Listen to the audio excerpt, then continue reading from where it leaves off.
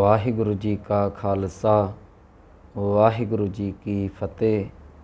ਪਰਮ ਸਨਮਾਨਯੋਗ ਗੁਰੂ ਪਿਆਰੀ ਸਾਧ ਸੰਗਤ ਜੀਓ, ਜੋ ਆਪਾਂ ਜਪਜੀ ਸਾਹਿਬ ਜੀ ਦੇ ਅਰਥ ਅਤੇ ਵਿਚਾਰ ਉਚਾਰਨ ਸਮੇਤ ਆਰੰਭ ਕੀਤੀ ਹੈ। ਪਹਿਲੀ ਪੌੜੀ ਤੱਕ ਦੀ ਵਿਚਾਰ ਅਤੇ ਅੱਖਰੀ ਅਰਥ ਆਪਾਂ ਸਾਂਝੇ ਕੀਤੇ ਨੇ। ਅੱਜ ਮੈਂ ਤੁਹਾਡੇ ਨਾਲ ਦੂਸਰੀ ਪੌੜੀ ਤੋਂ ਵਿਚਾਰ ਜਿਹੜੀ ਉਹ ਸਾਂਝੀ ਕਰ ਰਿਹਾ।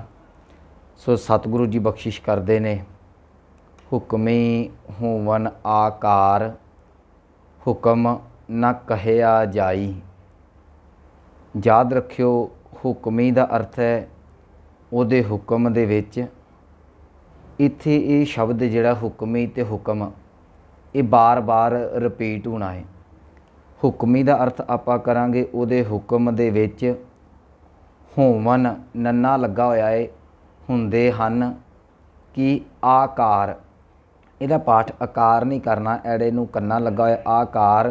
ਸਤਿਗੁਰੂ ਜੀ ਬਖਸ਼ਿਸ਼ ਕਰਦੇ ਨੇ, ਕਹਿਣਗੇ ਪਰਮਾਤਮਾ ਦੇ ਹੁਕਮ ਦੇ ਵਿੱਚ ਹੀ ਸਾਰੇ ਆਕਾਰ ਬਣਦੇ ਨੇ। ਭਾਵ ਜਿੰਨੇ ਵੀ ਸਰੀਰ ਬਣਦੇ ਨੇ ਇਹ ਸਾਰੇ ਪਰਮਾਤਮਾ ਅਕਾਲ ਪੁਰਖ ਵਾਹਿਗੁਰੂ ਦੇ ਹੁਕਮ ਦੇ ਵਿੱਚ ਬਣਦੇ ਨੇ। ਹੁਕਮੀ ਹੋਵਨ ਆਕਾਰ। ਅੱਗੇ ਸ਼ਬਦ ਹੈ ਹੁਕਮ ਨਾ ਕਹਿਆ ਜਾਈ। ਪਰ ਉਹ ਹੁਕਮ ਹੈ ਕਿੱਦਾਂ ਦਾ, ਉਹਨੂੰ ਕੋਈ ਮਨੁੱਖ ਬਿਆਨ ਨਹੀਂ ਕਰ ਸਕਦਾ। ਹੁਕਮੀ ਹੋਵਨ ਜੀ, ਇੱਦਾਂ ਜੀਆ ਪਾਠ ਨਹੀਂ ਕਰਨਾ, ਐੜੇ ਨੂੰ ਕੰਨਾ ਨਹੀਂ ਲਾਉਣਾ ਅਤੇ ਐੜਾ ਲਾਉਣਾ ਵੀ ਨਹੀਂ ਹੈ। ਜੇ ਐੜਾ ਲਾਤਾ ਜੀ ਪੜਾਂਗੇ ਤਾਂ ਐੜਾ ਲੱਥ ਜਾਵੇਗਾ। ਐੜਾ ਮੁਕਤਾ ਆ ਇਹਦੀ ਆਵਾਜ਼ ਹੁੰਦੀ ਹੈ। ਹੁਕਮੀ ਹੋਵਨ ਜੀ, ਹੁਕਮ ਮਿਲੈ ਵਡਿਆਈ। ਸਤਿਗੁਰੂ ਜੀ ਕਹਿ ਲਗੇ ਪ੍ਰਮਾਤਮਾ ਦੇ ਹੁਕਮ ਦੇ ਵਿੱਚ ਹੀ ਜਿਹੜੇ ਜੀਵ ਨੇ ਉਹ ਸਾਰੇ ਪੈਦਾ ਹੁੰਦੇ ਨੇ। ਹੁਕਮੀ ਹੋਵਨ ਜੀ, ਉਹਦੇ ਹੁਕਮ ਦੇ ਵਿੱਚ ਹੀ ਜੀਵ ਪੈਦਾ ਹੁੰਦੇ ਨੇ। ਹੁਕਮ ਮਿਲੈ ਵਡਿਆਈ, ਅਤੇ ਉਸ ਪਰਮਾਤਮਾ ਦੇ ਹੁਕਮ ਦੇ ਵਿੱਚ ਹੀ ਜੀਵਾਂ ਨੂੰ ਪਰਮਾਤਮਾ ਦੇ ਦਰ ਤੋਂ ਵਡਿਆਈ, ਸ਼ੋਭਾ, ਇੱਜ਼ਤ, ਮਾਣ ਮਿਲਦਾ ਏ। ਹੁਕਮੀ ਉੱਤਮ ਨੀਚ, ਕਹਿਣ ਲੱਗੇ ਪਰਮਾਤਮਾ ਦੇ ਹੁਕਮ ਦੇ ਵਿੱਚ ਹੀ ਉੱਤਮ ਦਾ ਅਰਥ ਹੈ ਚੰਗਾ, ਨੀਚ ਦਾ ਅਰਥ ਕਰਾਂਗੇ ਮਾੜਾ। ਕਹਿਣ ਲੱਗੇ ਪਰਮਾਤਮਾ ਦੇ ਹੁਕਮ ਦੇ ਵਿੱਚ ਹੀ ਜਿਹੜੇ ਨੇ ਚੰਗੇ ਅਤੇ ਮਾੜੇ ਜੀਵ ਉਹ ਪੈਦਾ ਹੁੰਦੇ ਨੇ। ਆਪਾਂ ਇਉਂ ਕਹਿ ਸਕਦੇ ਹਾਂ ਕਿ ਜਿਹੜਾ ਚੰਗਾ ਏ ਉਹ ਵੀ ਪਰਮਾਤਮਾ ਦੇ ਹੁਕਮ 'ਚ ਹੈ, ਜਿਹੜਾ ਮੰਦਾ ਏ ਉਹ ਵੀ ਪਰਮਾਤਮਾ ਦੇ ਹੁਕਮ ਦੇ ਵਿੱਚ ਹੈ। ਹੁਕਮੀ ਉੱਤਮ ਨੀਚ। ਅੱਗੇ ਸਤਿਗੁਰੂ ਕਹਿ ਲਗੇ ਹੁਕਮ ਲਿਖ ਦੁੱਖ ਸੁੱਖ ਪਾਈਏ ਹੈ। ਇਹ ਜਿਹੜਾ ਪਾਈਏ ਹੈ, ਜਿਹੜਾ ਐੜਾ ਅਤੇ ਹਾਹੇ ਨੂੰ ਸਿਆਰੀ ਉੱਤੇ ਬਿੰਦੀ ਲੱਗਣੀ ਹੈ। ਪਾਈਆਂ ਦਾ ਅਰਥ ਹੈ ਪਾਏ ਜਾਂਦੇ ਨੇ। ਸਤਿਗੁਰੂ ਕਹਿਣ ਲੱਗੇ ਇਹ ਪਰਮਾਤਮਾ ਦੇ ਹੁਕਮ ਦੇ ਵਿੱਚ ਹੀ ਜੀਵ ਜਿਹੜੇ ਨੇ ਉਹ ਦੁੱਖ ਸੁੱਖ ਭੋਗਦੇ ਨੇ। ਇਹਨੂੰ ਆਪਾਂ ਫਿਰ ਸਮਝ ਲਈਏ। ਹੁਕਮੀ ਉੱਤਮ ਨੀਚ, ਉਹਦੇ ਹੁਕਮ ਦੇ ਵਿੱਚ ਉੱਤਮ ਅਤੇ ਨੀਚ ਜਿਹੜੇ ਨੇ ਉਹ ਪੈਦਾ ਹੋ ਗਏ। ਹੁਕਮ ਲਿਖ ਦੁੱਖ ਸੁੱਖ ਪਾਈਏ ਹੈ। ਕਹਿਣ ਲੱਗੇ ਪਰਮਾਤਮਾ ਦੇ ਹੁਕਮ ਦੇ ਵਿੱਚ ਹੁਣ ਜੀਵ ਜਿਹੋ ਜਿਹੇ ਕਰਮ ਕਰਦੇ ਨੇ। ਦੇਖੋ ਦੁੱਖ ਸੁੱਖ ਬਣਿਆ ਕਿਵੇਂ। ਕਈ ਵਾਰੀ ਅਸੀਂ ਕਹਿ ਦਿੰਦੇ ਜੀ ਇਹ ਪਰਮਾਤਮਾ ਵੱਲੋਂ ਦੁੱਖ ਸੁੱਖ ਨੇ। ਨਹੀਂ, ਬਾਣੀ ਕਹਿੰਦੀ ਹੈ ਦੱਦਾ ਦੋਸ਼ ਨਾ ਦੇਊ ਕਿਸੈ, ਦੋਸ਼ ਕਰਮਾ ਆਪਣਿਆ, ਜੋ ਮੈਂ ਕੀਆ ਸੋ ਮੈਂ ਪਾਇਆ, ਦੋਸ਼ ਨਾ ਦੀਜੈ ਅਵਰਜਨਾ। ਹੁਣ ਤੂੰ ਜਿੱਦਾਂ ਦੀ ਕਾਰ ਕਰੇਂਗਾ, ਇਹ ਕਰਮ ਫਿਲੋਸਫੀ 'ਚ ਆਵੇਗਾ। ਵੈਸੇ ਆਪਾਂ ਇੱਥੇ ਇਕੱਲੇ ਅੱਖਰੀ ਅਰਥ ਸਾਂਝੇ ਕਰ ਰਹੇ ਹਾਂ। ਜਿੱਦਾਂ ਦੇ ਤੂੰ ਕਰਮ ਕਰੇਂਗਾ ਉੱਦਾਂ ਦਾ ਆਉਣ ਵਾਲਾ ਤੇਰਾ ਜੀਵਨ ਬਣੇਗਾ। ਜੇ ਤੇ ਚੰਗੇ ਕਰਮ ਕਰੇਂਗਾ ਤੇ ਜੀਵਨ ਤੇਰਾ ਸੌਖਾ ਹੈ, ਜੇ ਮੰਦੇ ਕਰਮ ਕਰੇਂਗਾ ਤੇ ਜੀਵਨ ਤੇਰਾ ਕਠਿਨ, ਉਹ ਦੁਖੀ ਹੋ ਜਾਏਗਾ। ਸਤਿਗੁਰੂ ਕਹਿ ਲਗੇ ਹੁਕਮ ਲਿਖ, ਉਸ ਪਰਮਾਤਮਾ ਦੇ ਹੁਕਮ ਦੇ ਵਿੱਚ ਤੂੰ ਕਰਮ ਕੀਤੇ ਤੇ ਕੀਤੇ ਹੋਏ ਕਰਮ ਜਿਹੜੇ ਨੇ ਉਹ ਲਿਖੇ ਗਏ। ਉਹਦੇ ਮੁਤਾਬਕ ਹੁਣ ਤੈਨੂੰ ਦੁੱਖ ਸੁੱਖ ਪਾਈ ਹੈ। ਉਹਦੇ ਪਰਮਾਤਮਾ ਦੇ ਹੁਕਮ ਦੇ ਵਿੱਚ ਜਿਹੋ ਜਿਹੇ ਤੂੰ ਕਰਮ ਕੀਤੇ ਉਹ ਕਰਮ ਤੇਰੇ ਦੁੱਖ ਅਤੇ ਸੁੱਖ ਬਣ ਕੇ ਜਿਹੜੇ ਮਨੁੱਖ ਦੇ ਅੱਗੇ ਆ ਗਏ। ਅੱਗੇ ਸਤਿਗੁਰੂ ਕਹਿ ਲਗੇ ਇੱਕ ਨਾ ਹੁਕਮੀ ਬਖਸ਼ੀਸ਼। ਇਹ ਫਾਰਸੀ 'ਚੋਂ ਹੈ। ਇਹਦਾ ਪੈਰ 'ਚ ਬਿੰਦੀ ਲੱਗਣੀ ਹੈ, ਖੱਖੇ 'ਚ ਵੀ ਲੱਗਣੀ ਹੈ ਅਤੇ ਸੱਸੇ ਦੋਵਾਂ ਦੇ ਪੈਰ 'ਚ ਬਿੰਦੀ ਲੱਗਣੀ ਹੈ। ਇੱਕ ਨਾ ਦਾ ਅਰਥ ਕਰਾਂਗੇ ਕਈ। ਹੁਕਮੀ ਬਖਸ਼ੀਸ਼, ਕਹਿ ਲਗੇ ਕਈ ਇਹੋ ਜਿਹੇ ਮਨੁੱਖ ਨੇ ਜਿਨ੍ਹਾਂ ਨੂੰ ਪਰਮਾਤਮਾ ਦੇ ਦਰ ਤੋਂ ਬਖਸ਼ਿਸ਼ ਭਾਵ ਦਾਤ, ਉਹਦੀਆਂ ਰਹਿਮਤਾਂ ਪ੍ਰਾਪਤ ਹੁੰਦੀਆਂ ਨੇ, ਉਹਦਾ ਤਰਸ ਪ੍ਰਾਪਤ ਹੁੰਦਾ ਹੈ। ਇੱਕ ਦਾ ਇੱਥੇ ਬਹੁ ਵਚਨ ਹੈ, ਇਹਦਾ ਅਰਥ ਕਰਾਂਗੇ ਕਈ। ਹੁਕਮੀ ਸਦਾ ਭੁਵਾਈ ਹੈ, ਭੁਵਾਏ ਜਾਂਦੇ ਨੇ। ਭਾਵ ਕਈ ਪਰਮਾਤਮਾ ਦੇ ਹੁਕਮ ਦੇ ਵਿੱਚ ਹੀ ਜਨਮ ਮਰਨ ਦੇ ਚੱਕਰਾਂ 'ਚ ਪਏ ਰਹਿੰਦੇ ਨੇ। ਦੇਖੋ ਜੇ ਕਿਸੇ ਨੂੰ ਦਾਤ ਮਿਲਦੀ ਹੈ, ਜੇ ਕਿਤੇ ਤੇ ਕੋਈ ਬਖਸ਼ਿਸ਼ ਹੁੰਦੀ ਹੈ, ਉਹ ਵੀ ਪਰਮਾਤਮਾ ਦੇ ਹੁਕਮ ਦੇ ਵਿੱਚ ਹੈ। ਜੇ ਕੋਈ ਬਖਸ਼ਿਸ਼ ਤੋਂ ਹਟ ਕੇ ਜਨਮ ਮਰਨ ਦੇ ਚੱਕਰਾਂ 'ਚ ਪਿਆ ਰਹਿੰਦਾ, ਸਤਿਗੁਰੂ ਕਹਿ ਲਗੇ ਇਹ ਵੀ ਪਰਮਾਤਮਾ ਦੇ ਹੁਕਮ ਦੇ ਵਿੱਚ ਹੈ। ਹੁਕਮੈ ਅੰਦਰ ਸਭ ਕੋ। ਸਤਿਗੁਰੂ ਕਹਿਣ ਲੱਗੇ ਭਲਿਆ ਇਹ ਪ੍ਰਮਾਤਮਾ ਦਾ ਹੁਕਮ ਹੈ, ਸਾਰੇ ਜੀਵ ਹੀ ਪ੍ਰਮਾਤਮਾ ਦੇ ਹੁਕਮ ਦੇ ਵਿੱਚ ਨੇ, ਬਾਹਰ ਹੁਕਮ ਨਾ ਕੋਈ ਵੀ ਜੀਵ ਪਰਮਾਤਮਾ ਦੇ ਹੁਕਮ ਤੋਂ ਬਾਹਰ ਨਹੀਂ ਜਾ ਸਕਦਾ, ਉਹ ਤੋਂ ਆਕੀ ਬਾਗੀ ਨਹੀਂ ਹੋ ਸਕਦਾ। ਕਈ ਲੋਕ ਇਹ ਕਹਿੰਦੇ ਨੇ ਜੀ ਅਸੀਂ ਰੱਬ ਨੂੰ ਨਹੀਂ ਮੰਨਦੇ, ਅਸੀਂ ਉਹਦੇ ਹੁਕਮ ਨੂੰ ਨਹੀਂ ਮੰਨਦੇ। ਭਲਿਆ ਮੰਨ ਜਾਂ ਨਾ ਮੰਨ, ਤੇਰੇ ਮੰਨਣ ਦੇ ਨਾਲ ਕੁਛ ਨਹੀਂ ਹੋਣਾ। ਉਹਦਾ ਇੱਕ ਅਟਲ ਨਿਯਮ ਹੈ ਜੋ ਲਗਾਤਾਰ ਹਰੇਕ ਦੇ ਸਿਰ ਦੇ ਉੱਤੇ ਆਟੋਮੈਟਿਕ ਆਪਣੇ ਆਪ ਚੱਲਦਾ ਆ ਰਿਹਾ ਹੈ। ਸਾਰੇ ਜੀਵ ਉਹਦੇ ਹੁਕਮ ਦੇ ਵਿੱਚ ਨੇ, ਤੇਰੇ ਕਹਿਣ ਜਾਂ ਨਾ ਕਹਿਣ ਦੇ ਨਾਲ ਕੁਛ ਨਹੀਂ ਹੋਣਾ। ਸਾਰੇ ਜੀਵ, ਗੁਰੂ ਨਾਨਕ ਸਾਹਿਬ ਕਹਿੰਦੇ ਹੁਕਮੈ ਅੰਦਰ ਸਭ ਕੋ। ਇੱਥੇ ਹੁਕਮੈ ਦੇ ਮੰਮੇ ਨੂੰ ਦਲਾਵਾਂ ਲੱਗੀਆਂ ਹੋਈਆਂ ਨੇ, ਹੁਕਮੈ ਉਹਦੇ ਹੁਕਮ ਦੇ ਵਿੱਚ ਸਾਰੇ ਜੀਵ ਨੇ, ਬਾਹਰ ਹੁਕਮ ਨਾ ਕੋਏ, ਉਹਦੇ ਹੁਕਮ ਤੋਂ ਕੋਈ ਵੀ ਜੀਵ ਬਾਹਰ ਨਹੀਂ। ਨਾਨਕ ਹੁਕਮੈ ਜੇ ਬੁੱਝੇ। ਹਾਂ ਇਹ ਗੱਲ ਜ਼ਰੂਰ ਹੈ, ਜਿਹੜਾ ਕੋਈ ਮਨੁੱਖ ਪ੍ਰਮਾਤਮਾ ਦੇ ਹੁਕਮ ਨੂੰ ਬੁੱਝੇ ਦਾ ਅਰਥ ਹੈ ਸਮਝਣਾ। ਜਿਹੜਾ ਤੇ ਉਹਦੇ ਪ੍ਰਮਾਤਮਾ ਦੇ ਹੁਕਮ ਨੂੰ ਸਮਝ ਲਵੇ, ਸਤਿਗੁਰੂ ਕਹਿ ਲਗੇ ਉਹਦਾ ਜੀਵਨ ਕਿਵੇਂ ਦਾ ਬਣਦਾ। ਕਹਿ ਲਗੇ ਤਾਂ ਇਹਨੂੰ ਤਾਂ ਨਹੀਂ ਕਰਨਾ, ਤੱਤਾ ਮੁਕਤਾ ਤਾਂ ਹਉਮੈ ਕਹੇ ਨਾ ਕੋਏ। ਕਹਿ ਲਗੇ ਫਿਰ ਉਹ ਜੀਵ ਹਉਮੈ ਭਰੀਆਂ ਕਦੇ ਵੀ ਗੱਲਾਂ ਨਹੀਂ ਕਰਦਾ, ਜਿਹੜਾ ਪ੍ਰਮਾਤਮਾ ਦੇ ਜਿਹੜਾ ਹੈ ਉਹ ਹੁਕਮ ਨੂੰ ਸਮਝ ਲੈਂਦਾ ਹੈ। ਇਹਦੇ ਉਲਟ ਜਿਹੜਾ ਹੁਕਮ ਨੂੰ ਨਹੀਂ ਸਮਝਦਾ, ਉਹ ਕਹਿੰਦਾ ਜੀ ਇਹ ਮੈਂ ਕੀਤਾ ਹੈ, ਮੈਂ ਨਾ ਕਰਦਾ, ਇੱਦਾਂ ਹੋਣਾ ਸੀ। ਜਿਵੇਂ ਬਾਣੀ ਕਹਿੰਦੀ ਹਮ ਕੀਆ ਹਮ ਕਰਾਂਗੇ, ਹਮ ਮੂਰਖ ਗਾਵਾਰ, ਉਹ ਹਾਲ ਮਨੁੱਖ ਦਾ ਹੋ ਜਾਂਦਾ ਹੈ। ਸਤਿਗੁਰੂ ਕਹਿੰਦੇ ਜਿਹੜਾ ਮਨੁੱਖ ਪ੍ਰਮਾਤਮਾ ਦੇ ਹੁਕਮ ਨੂੰ ਬੁੱਝ ਜਾਂਦਾ ਹੈ, ਨਾਨਕ ਹੁਕਮ ਹੈ ਜੇ ਬੁੱਝਿਆ। ਜਿਹੜਾ ਜੀਵ ਪ੍ਰਮਾਤਮਾ ਦੇ ਹੁਕਮ ਨੂੰ ਬੁੱਝ ਗਿਆ, ਸਮਝ ਗਿਆ, ਸਤਿਗੁਰੂ ਕਹਿ ਲਗੇ ਤਾਂ ਹਉਮੈ ਕਹੇ ਨਾ ਕੋਏ। ਉਹ ਸਵਾਰਥ ਦੀਆਂ, ਉਹ ਹਉਮੈ ਦੀਆਂ, ਉਹ ਹੰਕਾਰ ਦੀਆਂ ਗੱਲਾਂ ਨਹੀਂ ਜਿਹੜੀਆਂ ਉਹ ਕਰਦਾ। ਉਹ ਸਵਾਰਥੀ ਜੀਵਨ ਛੱਡ ਕੇ ਤੇ ਪ੍ਰਮਾਤਮਾ ਦੇ ਚਰਨਾਂ 'ਚ ਸਮਰਪਣ ਕਰ ਦਿੰਦਾ ਏ। ਅੱਗੇ ਸ਼ਬਦ ਹੈ ਤੀਸਰੀ ਪੌੜੀ ਦਾ, ਗਾਵੈ ਕੋ ਤਾਣ ਹੋਵੈ ਕਿਸੈ ਤਾਣ।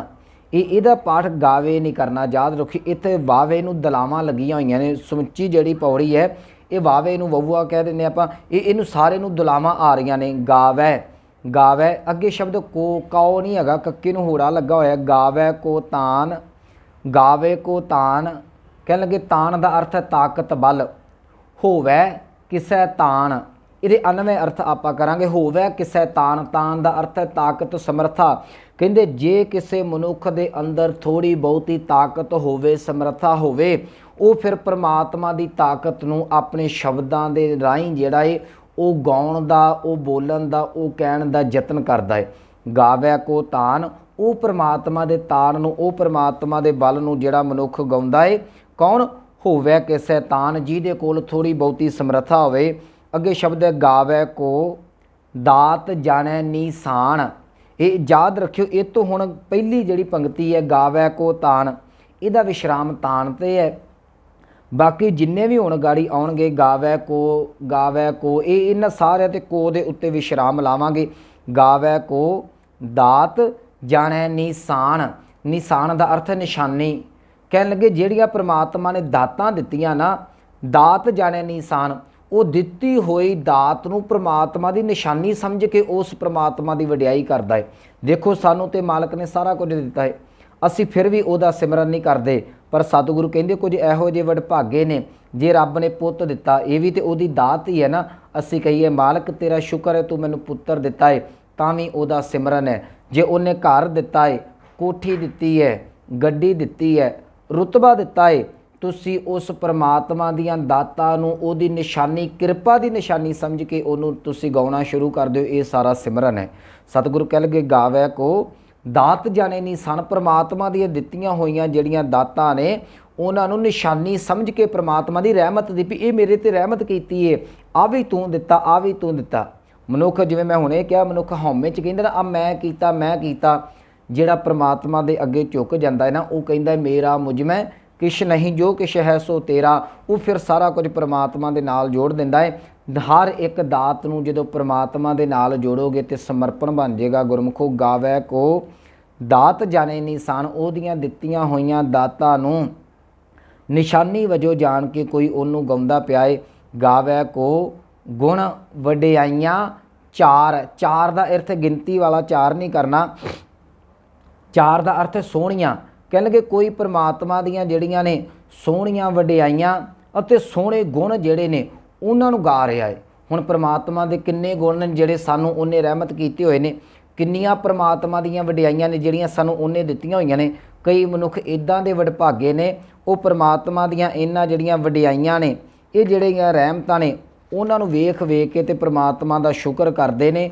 ਗਾਵੇ ਕੋ ਗੁਣ ਵਡਿਆਈਆਂ ਚਾਰ, ਕੋਈ ਰੱਬ ਦੇ ਗੁਣਾਂ ਨੂੰ, ਉਹਦੀਆਂ ਵਡਿਆਈਆਂ ਨੂੰ ਜਿਹੜਾ ਏ ਉਹ ਵੇਖ ਵੇਖ ਕੇ ਗਾ ਰਿਹਾ ਏ। ਗਾਵੇ ਕੋ ਵਿਦਿਆ ਵਿਖਮ ਵਿਚਾਰ, ਇਹ ਵਿਚਾਰ ਨਹੀਂ ਪਾਠ ਕਰਨਾ, ਵਿਚਾਰ।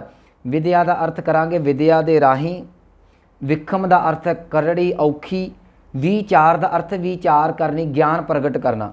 ਹੁਣ ਕੋਈ ਮਨੁੱਖ ਕੀ ਕਰਦੇ ਨੇ ਕਿ परमात्मा ਦੇ ਘਰ ਦਾ ਜਿਹੜਾ ਗਿਆਨ ਹੈ, ਕਠਨ ਤੋਂ ਕਠਨ ਗਿਆਨ ਆਪਣੀ ਵਿਦਿਆ ਦੇ ਦੁਆਰਾ ਜਿਹੜਾ ਉਹਨੂੰ ਸੁਲਝਾਉਣ ਦਾ ਯਤਨ ਕਰਦੇ ਨੇ, ਉਹਦੇ ਦੁਆਰਾ ਇਹ ਉਹਦੀਆਂ ਕਥਾ ਕਹਾਣੀਆਂ ਕਰਦੇ ਨੇ, परमात्मा ਨੂੰ ਗਾਉਣ ਦਾ ਯਤਨ ਕਰਦੇ ਨੇ। ਗਾਵੇ ਕੋ ਵਿਦਿਆ ਵਿਖਮ, ਜਿਹੜੀ ਬੜੀ ਔਖੀ ਗੱਲ ਹੈ परमात्मा ਦੀ, ਜਿਹਨੂੰ ਆਪਾਂ ਅਕਥ ਕਥਾ ਕਹਿ ਦਿੰਦੇ ਹਾਂ, ਜਿਹਨੂੰ ਕਥਿਆ ਨਹੀਂ ਜਾ ਸਕਦਾ, ਉਹਨੂੰ ਕਥਨ ਦਾ ਉਹ ਆਪਣੀ ਵਿਦਿਆ ਦੇ ਨਾਲ ਯਤਨ ਕਰਦੇ ਨੇ। ਸਤਿਗੁਰੂ ਕਹਿੰਦੇ ਇਹ ਵੀ ਇੱਕ ਤਰੀਕਾ ਹੈ परमात्मा ਨੂੰ ਗਾਉਣ ਦਾ।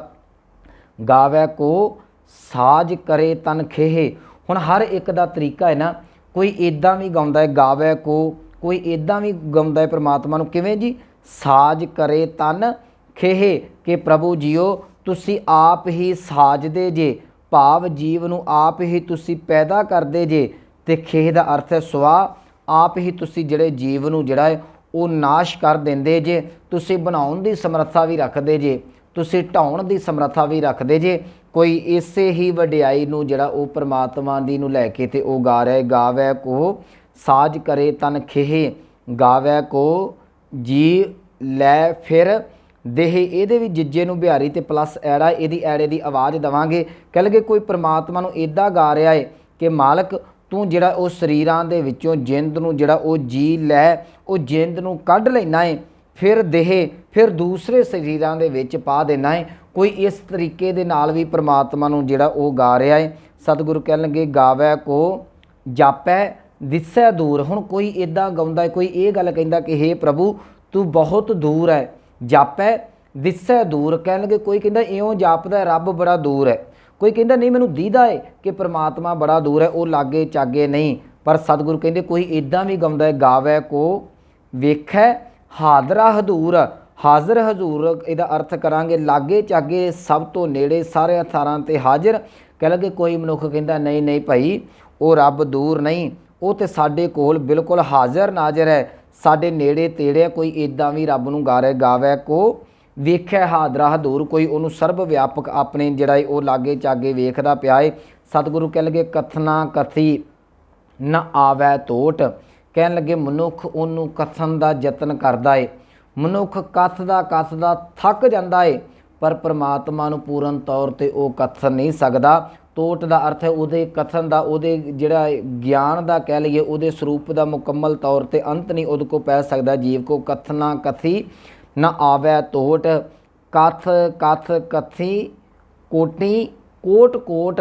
ਕਹਿਣ ਲੱਗੇ ਜੇ ਮਨੁੱਖ ਕਰੋੜਾਂ ਵਾਰ ਵੀ परमात्मा ਨੇ ਜਿਹੜਾ ਏ ਉਹਨੂੰ ਕਥਨ ਦਾ ਯਤਨ ਕਰੇ, ਸਤਿਗੁਰੂ ਕਹਿਣ ਲੱਗੇ ਮਨੁੱਖ ਤਾਂ ਵੀ परमात्मा ਨੂੰ ਜਿਹੜਾ ਏ ਉਹ ਪੂਰਨ ਤੌਰ ਤੇ ਬਿਆਨ ਨਹੀਂ ਕਰ ਸਕਦਾ, ਉਹ ਉਹਨੂੰ ਪੂਰਨ ਤੌਰ ਤੇ ਵਰਣਨ ਨਹੀਂ ਕਰ ਸਕਦਾ। ਕਥਨਾ ਕਥੀ ਨਾ ਆਵੈ ਤੋਟ, ਕਥ ਕਥ ਕਥੀ ਕੋਟੀ ਕੋਟ ਕੋਟ। ਇਹਨਾਂ ਦੋਵਾਂ ਪੰਕਤੀਆਂ ਦੇ ਇਕੱਠੇ ਲੈ ਕੇ ਅਰਥ ਕਰਾਂਗੇ।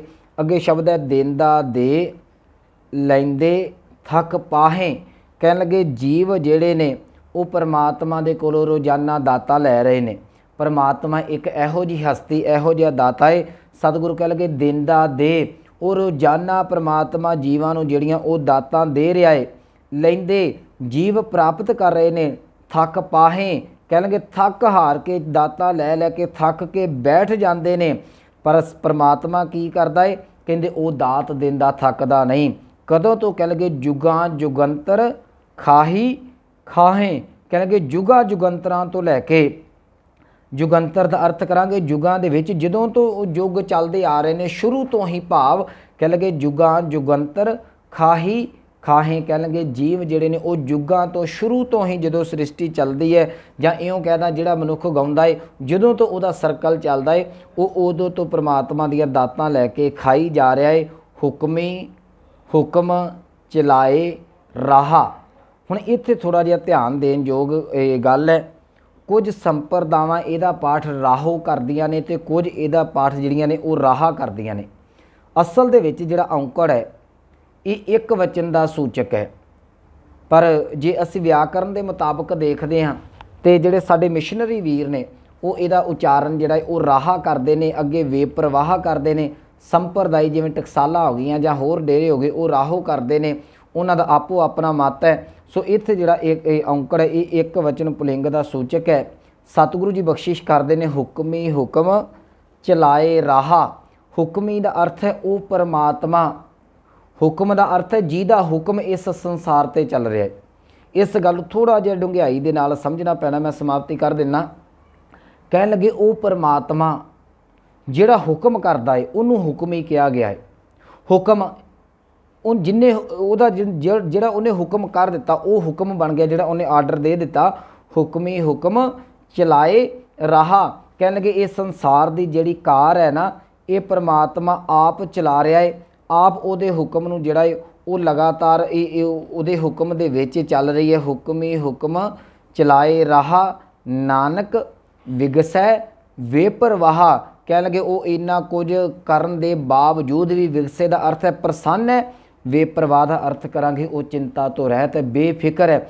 ਉਹਨੂੰ ਕੋਈ ਟੈਨਸ਼ਨ ਨਹੀਂ, ਕੋਈ ਫਿਕਰ ਨਹੀਂ ਕਿ ਮੈਂ ਇੰਨਾ ਚਿਰ ਤੋਂ ਜੀਵਾਂ ਨੂੰ ਜਿਹੜੀਆਂ ਉਹ ਦਾਤਾਂ ਦੇ ਰਿਹਾ, ਭੰਡਾਰੇ ਦੇ ਰਿਹਾ ਵੀ ਸ਼ਾਇਦ ਮੁੱਕ ਜਾਵੇਗੀ, ਘਟ ਜਾਵੇਗੀ। ਮਨੁੱਖ ਕਿਸੇ ਨੂੰ ਕੋਈ ਚੀਜ਼ ਦੇਵੇ ਤੇ ਮਨੁੱਖ ਨੂੰ ਘਬਰਾਹਟ ਹੋਣ ਲੱਗ ਪੈਂਦੀ ਹੈ। ਸਤਿਗੁਰੂ ਕਹਿੰਦੇ ਨਹੀਂ, ਭਲਿਆ ਉਹ ਪਰਮਾਤਮਾ ਦਾ ਹੁਕਮ ਸਦਾ ਹੀ ਸੰਸਾਰ ਦੇ ਵਿੱਚ ਹੁਕਮ ਬਣ ਕੇ ਉਸ ਹੁਕਮੀ ਦਾ ਹੁਕਮ ਚੱਲਦਾ ਹੈ।